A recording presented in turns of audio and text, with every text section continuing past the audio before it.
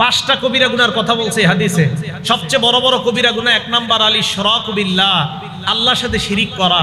2 number ওয়া উকুকুল ওয়ালিদাইন, মা বাবার সাথে নাফরমানি করা। 3 নাম্বার ওয়া কতলুন নাফসি, অন্যায়ভাবে কাউকে হত্যা করা। 4 নাম্বার ওয়াল ইয়ামিনুল গুমুস, মিথ্যা শপথ করা। এই মিথ্যা শপথ বুঝেন আপনারা? ব্যবসায়ী কারা কারা আছেন একটু হাত তোলেন তো, হাত নামান। ব্যবসায়ীর দোকানে শাটার লাগাইতেছে, দোস্ত গিয়া বলছে দোস্ত মেয়েটার একটা শীতের সোয়েটার দরকার, আর্জেন্ট, তাড়াতাড়ি দে। তা আপনি তাড়াতাড়ি খুলছেন বন্ধুর জন্য শাটার, খোলার পরে বন্ধু বলতেছে কত দিমু? অন্যদের থেকে 900 রাখি, তুই 850 দে। অন্যদের থেকে 900 রাখি, তুই 850 দে। আর বলিস না দোস্ত, আল্লাহর কসম এটা কিনে আছে 800 কইরা, 50 টাকা তোরে লাভ দিছে। মানুষে বলিস না, বুঝানোই যায় না। সদরঘাট গিয়া খুঁজা দেখা যায় এটার দাম 300 টাকা। কত? যদি না হয় ঠিক আছে, কিন্তু হইলে এই যে আপনি মিথ্যা শপথ করলেন, এই যে আপনি মিথ্যা শপথ করলেন, এই মিথ্যা শপথের মাধ্যমে আপনি আপনার সোয়েটার বিক্রি করলেন, এটা হারাম। 5 নাম্বার শাহাদাতু জুর, মিথ্যা সাক্ষী দেওয়া হারাম। অপরাধী নিরপরাধ হয়ে যায়, নিরপরাধী অপরাধী হয়ে যায় মিথ্যা সাক্ষীর কারণে, ঠিক না? এই কবিরা গুনাহ করা যাবে না। তাহলে নামাজ সগীরা গুনাহ মাফ করে দেয়, আশা করা যে কবিরা গুনাহও আল্লাহ মাফ করে দেয়। বলেন আমিন। মনে আসেনি? উদাহরণ নাম্বার 2 দিছিলাম মুসলিম শরীফের। 3 নাম্বার উদাহরণ মুসলিম শরীফের 440 নাম্বার হাদিস। এই হাদিসে রাসূল আকরাম সাল্লাল্লাহু আলাইহি সাল্লাম বলেন, আস-সালাওয়াতুল খামসু, 5 ওয়াক্ত নামাজ, ফজর পড়ার পর জোহর, জোহর পড়ার পর আসর, আসর পড়ার পর মাগরিব, মাগরিব পড়ার পর এশা। মাঝখানে যেই অপরাধগুলো হয়ে যায়, আল্লাহ নবী বলেন আগের নামাজ আর পরের নামাজের মাঝখানের অপরাধগুলা পরবর্তী নামাজ আগের অপরাধের জন্য কাফফারা হয়ে যায়। ওয়াল জুমাতু ইলাল জুমা, এক জুমার পর আরেক জুমা পর্যন্ত যে সগীরা গুনাহ হয়ে যায়, পরের জুমা পড়ার কারণে আগের গুনাহগুলো আল্লাহ মাফ করে দেয়। ওয়া রমাদানু ইলা রমাদান মুকাফফিরাতুন মা বাইনাহুন্না, এক রমজানের মাঝখানে আরেক রমজান, এই 2 রমজানের মাঝখান পর্যন্ত যে গুনাহগুলো আপনার হয়ে যায়, হয়তো এখনো মাফ হয় নাই, রমজান মাস আসার পর ইয়াকিনের সাথে রমজানের রোজা শুরু করে দেন, বিশ্বাসের সাথে শুরু করে দেন, আল্লাহ পাক গত 1 বছরের সকল গুনাহ মাফ করে দেন। তাহলে এইগুলা নামাজ আপনার আগের অপরাধ মাফ করে দেয়। আরেকটা হাদিস শুনি আমরা মুসলিম শরীফের 1409 নাম্বার হাদিস। এই হাদিসে রাসূল আকরাম সাল্লাল্লাহু আলাইহি সাল্লাম বলেন, মাসালুস সালাওয়াতিল খামসি কামাসালি নাহরিন জারিন গামরিন আলা বাবি আহাদিকুম ইয়াগতাসিলু ফীহি কুল্লা ইয়াউমিন 5 মাররাত। তোমাদের কারো বাড়ির সামনে একটা পুকুর আছে, ওই পুকুরের মধ্যে যদি 5 বার ওযু গোসল করো, ওই ব্যক্তির শরীরের মধ্যে কোনো নাপাকি থাকবে কিনা? আল্লাহ নবী বলেন 5 ওয়াক্ত সালাত তোমরা যারা আদায় করবা, তোমাদের জিন্দেগীর গুনাহগুলা আল্লাহ ধুয়ে মুছে সাফ করে দেয়। একটা কিতাব আছে নাম ফাতহুল বারি, কি নাম? লেখকের নাম ইবনে হাজার আসকালানি। এটা হলো বুখারী শরীফের ব্যাখ্যা গ্রন্থ ফাতহুল বারি। এই ফাতহুল বারির লেখকের নাম ইবনে হাজার আসকালানি। তবে আমি যেই ফাতহুল বারির নাম বলছি, এটার লেখকের নাম ইবনে হাজার আসকালানি না, এটার লেখকের নাম ইবনে রজব। কি নাম? ইবনে রজব। 4 নম্বর খণ্ড 344 নম্বর পৃষ্ঠা। আব্দুল্লাহ ইবনে মাসউদ রাদিয়াল্লাহু তাআলা আনহুর একটা বর্ণনা। তিনি বলেন, তাহতারিকুনা, তোমরা গুনাহের আগুনে দগ্ধ হচ্ছ। ফাইদা সাল্লাইতুমুল ফাজর, ভাইও শুনেন, সারা রাত গুনাহের আগুনে দগ্ধ হয়ে গিয়েছেন, তওবা করে ফজরের নামাজ শুরু করে দেন। ফাইদা সাল্লাইতুমুল ফাজর ওয়াসালাতহা, যেই মাত্র ফজর পড়বা, তোমার এই যে গুনাহের আগুনে তুমি দগ্ধ হয়েছ, এই আগুনে দগ্ধ হওয়া শরীরকে ফজরের নামাজ ধুয়ে মুছে সাফ করে তোমাকে আবার নতুন মানুষ বানায় দেবে। এইভাবে এশা পর্যন্ত প্রত্যেকটা নামাজ। নবীজি বলেন, সুম্মা তানামুনা হাত্তা তাস্তাইখিজুন, আজকে দেখি নিয়ত করেন যে আমি ফজরের আগে যা গুনাহ হয়ে গেছে আমার, কালকে ফজর পড়েন, পড়ার পর এরপরে কালকে এশা পর্যন্ত। নবীজি বলেন, নবীজি সাহাবা আব্দুল্লাহ ইবনে মাসউদ বলেন, এরপর এশাটা বইরা ঘুমায়া যাও। ফালা ইউক্তাবু আলাইকুম হাত্তা তাস্তাইখিজুনা, জাগ্রত হওয়ার আগ পর্যন্ত আর তোমার গুনাহ লেখা হবে না, গুনাহের আগুনে আর জ্বলতে হবে না, কারণ তুমি এশা পড়ছো, আবার ফজর পড়ছো, মাঝখানে যে ঘুমিয়েছিলা, এই ঘুমের মধ্যেও তোমার নামে শুধু সওয়াব আর সওয়াব লিপিবদ্ধ। তাহলে নামাজ গুনাহ মাফ করে দেয়। আল্লাহ আমাদের সকলকে 5 ওয়াক্ত সালাত জামাতের সাথে আদায় করার তৌফিক দান করেন। কয় নম্বর উপকারিতা গেল? 7 না 7 কি চাই? এক নাম্বার নামাজ মনের শান্তি, 2 নাম্বার নামাজ নূর, 3 নাম্বার নামাজ শুদ্ধ সব শুদ্ধ, 4 নাম্বার নামাজ পড়লে জান্নাত, 5 নাম্বার নামাজ অস্থিরতা থেকে মুক্তি, 6 নাম্বার নামাজ অশ্লীলতা অপছন্দনীয় কাজ থেকে বাধা দেয়, 7 নাম্বার নামাজ গুনাহ মাফের কারণ। আপনারা ভালো ছাত্র হইতে পারেন নাই, হ্যাঁ? ছাত্ররা মন দিয়ে শুনতে হবে, ঠিক না? এজন্য আমরা চেঞ্জ করে ফেলবো পুরো দুনিয়াকে ইনশাআল্লাহ। কোরআন সুন্নাহের মাধ্যমে প্রত্যেকটা মাহফিল আমাদের কোরআন সুন্নাহর ক্লাস হবে। প্রত্যেকটা মাহফিল কোরআন সুন্নাহর ক্লাস, প্রত্যেকটা মসজিদ জুমার দিন কোরআন সুন্নাহর ক্লাস হবে। আপনারা এলাকার কিছু মানুষ হুজুরে যেদিন কোরআন সুন্নাহ একটু বেশি কয় ওই দিন হুজুরের নামাজের পরে কোন কি হুজুর আজকে একটা ঘটনাও কইলেন না, খালি কোরআন হাদিস কইলেন। বেচারায় আপনাকে এরকম ঠেলাঠেলির কারণে এরপরে চিন্তা করে অন্য একটা কিছু বলা যায় কিনা।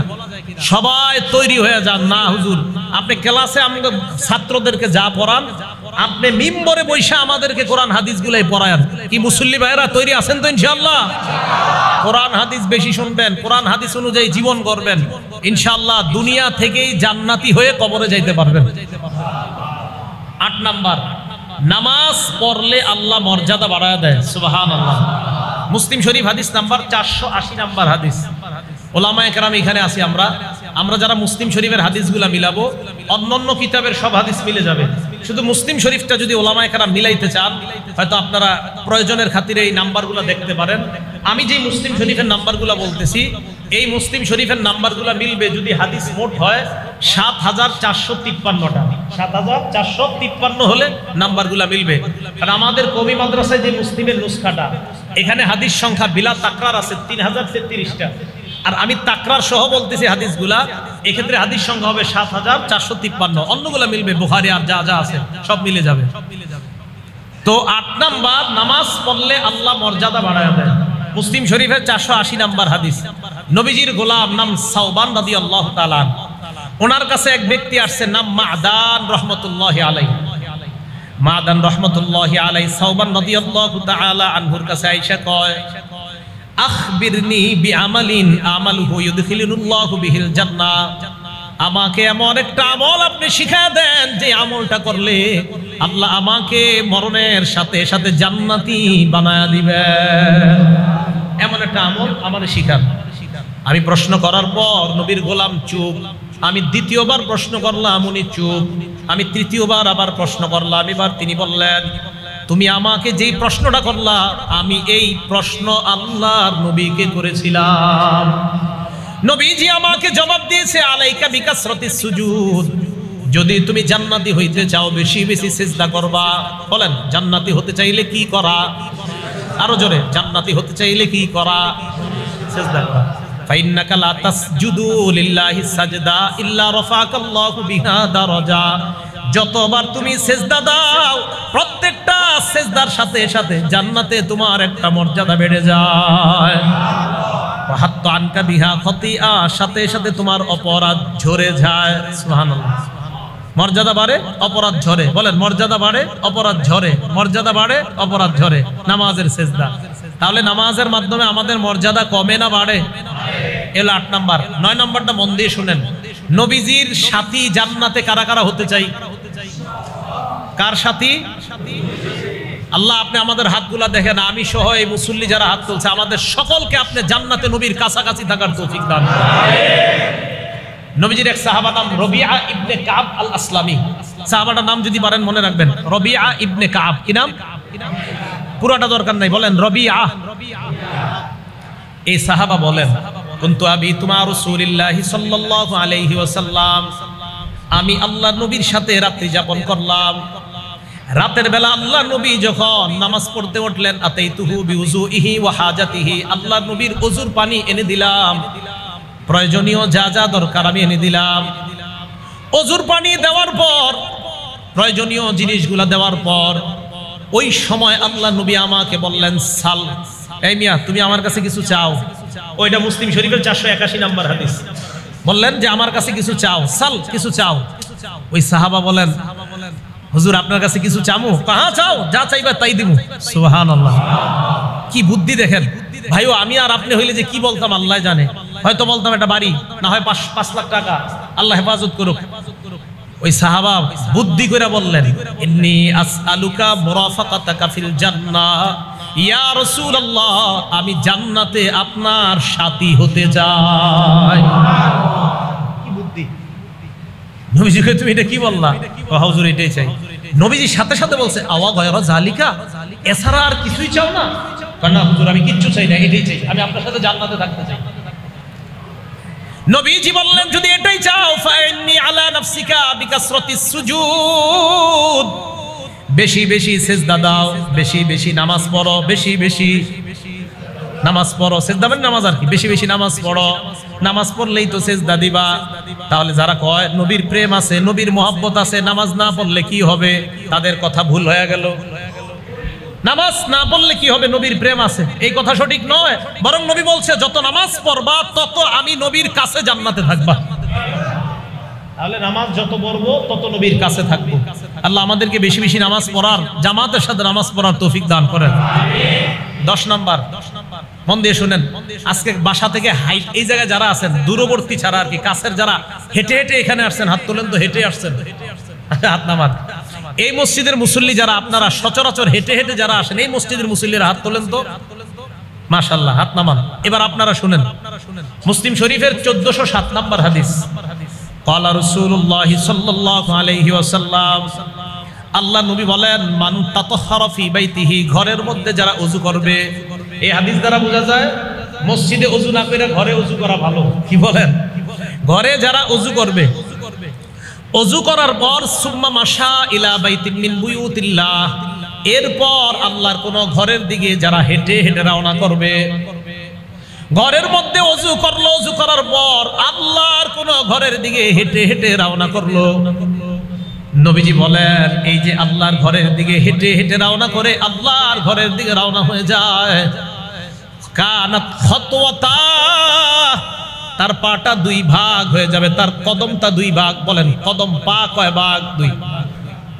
ফালাইলেন ঘর থেকে বের হয়ে, প্রথম পাটা ফালানোর সাথে সাথে ইহদাহুমা তাহুত্তু খাতিয়া, প্রথম পা ফালানোর সাথে সাথে আপনার গুনাহ একটা মাফ। ওয়াল উখরা তারফাউ দারাজা, আরেকটা পা ফালাইলেন আপনার মর্যাদা বাড়ছে। আজকে গণবেন, আজকে থেকে যতটা পা ফালাইতে ফালাইতে মসজিদে আসবেন, মর্যাদা বাড়ে গুনাহ ঝরে, মর্যাদা বাড়ে গুনাহ ঝরে। তাহলে মসজিদে হেঁটে হেঁটেও যদি আসি, লাভ না লস? তাহলে 10 নম্বর উপকারিতা, নামাজে হেঁটে হেঁটে আসলেও আল্লাহ পাক রব্বুল আলামিন মর্যাদা বাড়ায়। আল্লাহ আমাদেরকে মসজিদমুখী সকলকে হওয়ার তৌফিক দান করেন। 11 নম্বর, যারা সকাল সন্ধ্যা মসজিদে আসেন, মানে ফজরেও আসেন, জোহরে আসেন, আসর, মাগরিব, এশা সবগুলাতে আসেন যারা, বুখারী শরীফ হাদিস নাম্বার 662, কত হয়? 662। 662 কত হয়? 662। ক্বালা রাসূলুল্লাহ সাল্লাল্লাহু আলাইহি ওয়াসাল্লাম, আল্লাহ নবী বলেন মান গাদা ইলাল মসজিদি ওয়া রাহা, কোন ব্যক্তি যদি সকাল সন্ধ্যা মসজিদে যায়, আ'আদাল্লাহু লাহু নুজুলাহু মিনাল জান্নাতি কুল্লামা গাদা ওয়া রাহা, যতবার আপনি মসজিদের মধ্যে গেলেন ততবার জান্নাতে আল্লাহ আপনার জন্য মেহমানদারি প্রস্তুত করে নেন। কতবার আপনি আইছেন, পেট কিন্তু রেডি করেন জান্নাতে খাওয়ার জন্য। সুবহানাল্লাহ। যারা নামাজি আপনারা জান্নাতে ভরপুর খাবেন। যারা জান্নাতি, যারা নামাজি হবেন, জান্নাতে আপনাদের নাজ নেয়ামতের শেষ নাই। কারণ দিনে 5 বার আপনাদের জন্য মেহমানদারি তৈরি হচ্ছেই, হতে চলতেছে। তাহলে কি পরিমাণ মেহমানদারি আল্লাহ নামাজিদের জন্য প্রস্তুত করে রাখছে। এটা হলো 11 নম্বর প্রতিদান, নামাজির জন্য জান্নাতে মেহমানদারি প্রস্তুত হয়। 12 নম্বর প্রতিদান, আজকে আপনারা এশা পয়রা কারা কারা এখনো বাসায় যান নাই? দেখি, যান নাই না? মাশাআল্লাহ, হাত নামান। আচ্ছা, অন্যরা সমস্যা নেই, আমিও তো পড়ি না এই জায়গায়, বাইরে দিকে আসছি। নবীজি সাল্লাল্লাহু আলাইহি সাল্লাম বলেন যাদের এখনো ওযু আছে এবার হাত তোলা দরকার নেই। ক্বালা রাসূলুল্লাহ সাল্লাল্লাহু আলাইহি ওয়াসাল্লাম, আল্লাহ নবী বলেন আল মালা, ও বুখারী হাদিস নাম্বার 2119, এই হাদিসটা বুখারী 2119 নাম্বার হাদিস, 2119। নবীজি বলেন আল মালাইকাতু আলা আহাদিকুম, আল মালাইকাতু তুসাল্লি আলা আহাদিকুম, নবীজি বলেন তোমাদের কোন ব্যক্তির উপর ফেরেশতারা তুসাল্লি আলা আহাদিকুম মা দামা ফি মুসাল্লাহুল্লাযী ইউসাল্লি, যে ব্যক্তি নামাজ আদায় করে মসজিদে আদায় করার পর বসে আসে তাসবিহ পড়ে সুবহানাল্লাহ আস্তাগফিরুল্লাহ, অথবা এমনি এমনি আপনি আশার নামাজ পড়ে এমনি বসে রয়েছেন মসজিদে, কোনো কাজ নাই, এমনি বসে রয়েছেন। নবীজি বলেন তুমি যে এইভাবে বসে আছো, ওযু যাওয়ার আগ পর্যন্ত ফেরেশতারা তোমার জন্য 2টা দোয়া করে। সুবহানাল্লাহ। কয়টা? এক নাম্বার আল্লাহুম্মা সাল্লি আলাইহি, আল্লাহ তুমি এই যে মসজিদে বসে আছে বান্দা, তার উপর তুমি শান্তি নাজিল করে দাও। দুই নাম্বার ওয়ারহামহু, আল্লাহ তুমি এই মসজিদে যে বান্দা বসে আছে তাকে রহমতের চাদর দ্বারা তুমি ঢেকে নাও। ফেরেশতা আবার আপনার জন্য মসজিদে বসে থাকলে দোয়া। তাহলে বলেন মসজিদে যতক্ষণ থাকি লাভ না লস? হ্যাঁ, এই জন্যই তো নামাজ অশ্লীলতা থেকে আপনাকে মুক্তি দেয়। বসে থাকবেন, কোনো গুনাহ হবে না। এই গেল 12। 13 নাম্বার, জোহর পড়তে আসছেন মসজিদে। এই মসজিদে জামাত কয়টায়? 1:30টায়। কোনো বলেন 1:30টায়, বা কোনো মসজিদে 1:00 আসছেন 1:05-এ। সুন্নত পড়তে পড়তে 1:10 বা 15 বাজে গেছে, আরো কয় মিনিট বাকি? 15 মিনিট। এই যে বৈশা রইছেন, এই যে আপনি নামাজের অপেক্ষা করতেছেন, এটার কি উপকারিতা? 13 নাম্বার উপকারিতা বর্ণনা করতেছি। আপনি নামাজের জন্য বসে আছেন, এমনি বসে আছেন নামাজের জন্য, অটোমেটিক আপনার গুনাহ মাফ হইতেছে। দলিল মুসলিম শরীফের 475 নাম্বার হাদিস। ক্বালা রাসূলুল্লাহ সাল্লাল্লাহু আলাইহি ওয়াসাল্লাম, আল্লাহ নবী বলেন, আলা আদুল্লুকুম আলা মা ইয়ামহুল্লাহু বিহিল খাতায়া, আমি কি তোমাদেরকে এমন আমলের ব্যাপারে বলবো না যে আমল তোমাদের গুনাহগুলা ধুয়ে মুছে সাফ করে দেয়? সাহাবারা বলেন ইয়া রাসূলুল্লাহ। আল্লাহ নবী বললেন 3টা আমল। 1 নাম্বার ইসবাগুল ওযুই আলাল মাকারিহ, যারা একটু কষ্ট হওয়া সত্ত্বেও যারা ওযু করেন, কষ্ট হওয়া সত্ত্বেও যারা ওযু করেন, এর কষ্ট তারপরে ওযু করেন। ওযু করিনি আমরা, ওযু কিন্তু সুন্দরভাবে করেন। ওযু যারা সুন্দরভাবে করব আমরা, আমাদেরকে আল্লাহর নবী বলছে তোমরা আমার ভাই, আমি তোমাদেরকে কিয়ামতের মাঠে তোমাদের ওযুর অঙ্গগুলা দেখেই চিনি নিব। দলিল মুসলিম শরীফে 472 নাম্বার হাদিস। নবীজি সাল্লাল্লাহু আলাইহি সাল্লাম সাহাবাদেরকে বলছে, আমি আমার ভাইদেরকে এখনো দেখি নাই। সাহাবারা কয়, হুজুর ভাইদেরকে কিভাবে চিনবেন?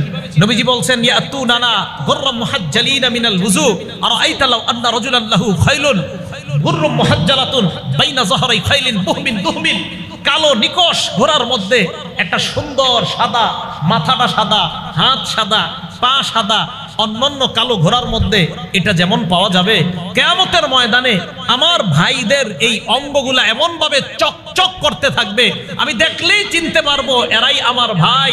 আমি হাউজে কাউসারের পারে তাদেরকে পানি পান করার জন্য দাঁড়িয়ে থাকবো। তাহলে ওযু সুন্দরভাবে করতে হবে। কথা বুঝে আসছে? মনে আসেনি? নবীজি বলতেছেন মুসলিম শরীফের 475 নম্বর হাদিস শোনাই দিস, ইসবাগুল ওযুই আলাল মাকারিহ, কষ্ট হইলে ওযু করা। 2 নাম্বার ওয়া কাসরাতুল খুতা ইলাল মাসাজিদ, যত বেশি হাইটা মসজিদে যাওয়া যায় তত বেশি গুনাহ মাফ। কাসরাতুল খুতা, বেশি বেশি হাইটা যাওয়া। 3 নাম্বার, এক সাহাবা অনেক দূর থেকে আসতো মসজিদে। সাহাবারা কয়, মিয়া তুমি তো পারলো কাছাকাছি কোনো একটা ঘর বানায় নিতা, অথবা তুমি একটা বাহন কিনা নাও, এই বাহন দিয়ে আসবা। কয়, না না আমি বাহন কিনবো না। নবীজি বলছে যত হাঁটবো তত সওয়াব, তাই দূরেই ঘর রাখবো, কাছে ঘর বানাবো না। দূর থেকে প্রতি ওয়াক্ত নামাজে আইসা আমি আমার সওয়াব কামাই করতে চাই। বলেন। তাহলে 2 নাম্বার কাসরাতুল খুতা। 3 নাম্বার ওয়া ইন্তিজারুস সালাতি বাদাস সালাহ, নামাজের জন্য আপনি যদি অপেক্ষা করেন, নামাজের জন্য আপনি বসে আছেন, নামাজের অপেক্ষা, আল্লাহ পাক এই যে অপেক্ষা করতেছেন আপনার গুনাহগুলা ঝরে মুছে সাফ করে দেন। তাহলে নামাজের জন্য বসে থাকলেও লাভ না লস? তাহলে ইমাম সাহেব যদি মাঝে মাঝে 1-2 মিনিট আসতে দেরি হয়, ঘাট সবাই মিলে এইভাবে আর করবো না, ঠিক না? এবার ইনশাল্লাহ 2-3 জন কইছে 1 মিনিট দেরি হইলে সবার ঘাড় পিছনে যায় কেন বলেন? সিনেমা হলের লাইনে আপনি কখনো এরকম করছেন? তা তো করেন না। আপনি মসজিদে আসলে 1 মিনিট দেরি হইলে সবার ঘাড়, মানে হুজুরে আসে না কেন? 2 জায়গায় ঘাড় যায়। যদি 1 মিনিট হুজুর ইমাম সাহেব আসতে দেরি হয়, 2 জায়গায় মুসল্লির ঘাড় যায়। এক ঘড়িতে, যদি ঘড়ি সামনে না থাকে পিছনের ঘড়িতে সবাই। আর হলো হুজুর যেই দরজা দিয়ে আসে ওই দরজায় সবার চেহারা। আরে ভাই, হুজুর 1 মিনিট দেরি করে আসা মানে ওই 1 মিনিটও আপনার কিছু গুনাহ ঝরে যাওয়া। কথা বুঝে আসছে? কি দেরি করে আসার কোনো দলিল নাই? ইমাম সাহেব দেরি করে আসতে পারে, দলিল নাই? আরে নবীজি দেরি করে আসছে, দলিল মুসলিম শরীফের 1332 নম্বর হাদিস। এশার নামাজে নবীজি দেরি করে আসছে, অনেক দেরি করে আসছে। দেরি করে আসে না কেউ? মাঝে মাঝে ইমাম সাহেবের কোনো ব্যস্ততার কারণে 2 মিনিট দেরি হইতে পারে। আল্লাহর রাস্তে মসজিদের দায়িত্বশীল যারা আছেন, ইমাম সাহেবকে অন্য ধরনের কথা বলবেন না। 1 মিনিট দেরি হয়ে গেল, মুহাব্বতের সাথে আমরা বিষয়গুলো বোঝার চেষ্টা করব। আল্লাহ তৌফিক দান করেন। তাহলে 13 নাম্বার উপকারিতা জানলাম, নামাজের জন্য বসে থাকলেও সওয়াব আছে না নাই? 14 নাম্বার আবু দাউদ শরীফের 458 নম্বর হাদিস, ক্বালা রাসূলুল্লাহ সাল্লাল্লাহু আলাইহি ওয়াসাল্লাম, আল্লাহ নবী বলেন, যারা ঘর থেকে পবিত্র অবস্থায় বের হয়ে মসজিদের মধ্যে আসে, আসার পর নামাজের মধ্যে দাঁড়ায়, আজরুহু কাজরিল হাজ্জিল মুহরিম, ইহরাম বেঁধে হাজী সাহেব হজ করলে যে সওয়াব, আল্লাহ পাক ওই মুসল্লির আমলনামায় ওই পরিমাণ সওয়াব লিপিবদ্ধ করে দেন। ইহরাম, তাহলে ইহরাম বেঁধে হজকারীর সওয়াব পাবে মুসল্লি। 14 নাম্বার। 15 নাম্বার নামাজের উপকারিতা, সহিহুল জামি ওয়াল জামিউস সগীর নামক কিতাবের 445 নাম্বার হাদিস। এই হাদিসে রাসূল আকরাম সাল্লাল্লাহু আলাইহি সাল্লাম বলেন, আপনারা এখনো যারা বাসায় যান নাই, আপনারা যারা নামাজ পড়ে এখনো বাসায় যান নাই, নবীজি বলছেন, কানা ফিস সালাতি হাত্তা ইয়ারজিআ ইলা আহলিহি, আপনারা যতক্ষণ বাসায় না যাবেন, বাসায় যাওয়ার আগ পর্যন্ত নামাজে থাকলে যে সওয়াব, ওই সওয়াবগুলো আপনাদের আমলনামায় চলতেছে, এখনো লেখা হচ্ছে। এলো 15 নাম্বার উপকারিতা।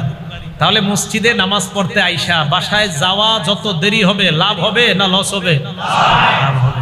তা আবার আপনি এমন করেন না, মসজিদের একটা নিয়ম কানুন আছে অনেক মসজিদের, যে নামাজের 15-20 মিনিট পরে গেট বন্ধ হয়, না হয় চুরি হওয়ার সম্ভাবনা, না আপনি মাশাআল্লাহ আধা ঘন্টা আবার বসে থাকেন না। নিয়ম নীতি মানতে হবে আমাদের।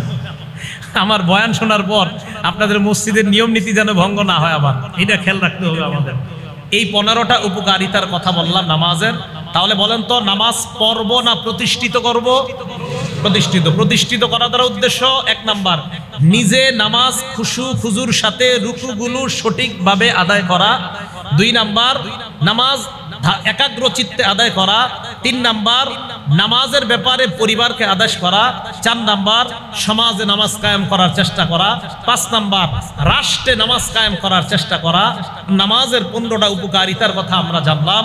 আল্লাহ পাক রব্বুল আলামিন আমাদের সকলকে সালাতের মাধ্যমে আমরা আমাদের জীবনটা যেন আলোকিত বানিয়ে আমরা কবরটাকেও আলোকিত বানাইতে পারি, আল্লাহ তৌফিক দান করেন। আমিন। ওয়া আখিরু দাওয়ানা আনিল হামদুলিল্লাহি রাব্বিল আলামিন।